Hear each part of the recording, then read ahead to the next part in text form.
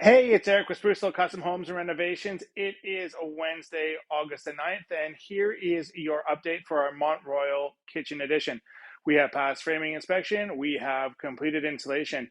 I thought you might like to see what the insulation looks like in the ceiling. It's white in color. This is half pound, so it's very light and fluffy. The blue paint that you see on the ceiling is vapor barrier paint, so that prevents any moisture from moving between the ceiling space.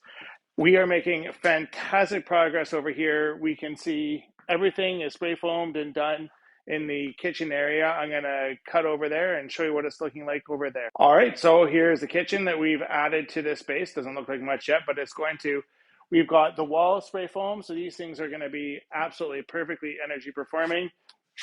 I've got the window in, everything is caulked and airtight in here.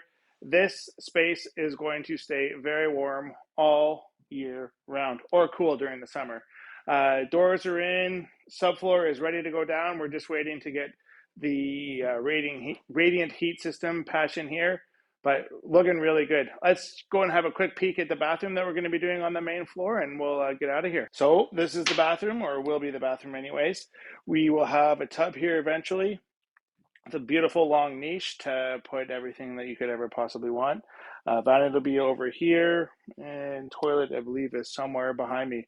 Again, we're making really great progress. Ceiling is all insulated. Walls are insulated. Everything is looking very good, and we are making fantastic progress. Next step, drywall. It'll look a lot different next week. Thanks for watching.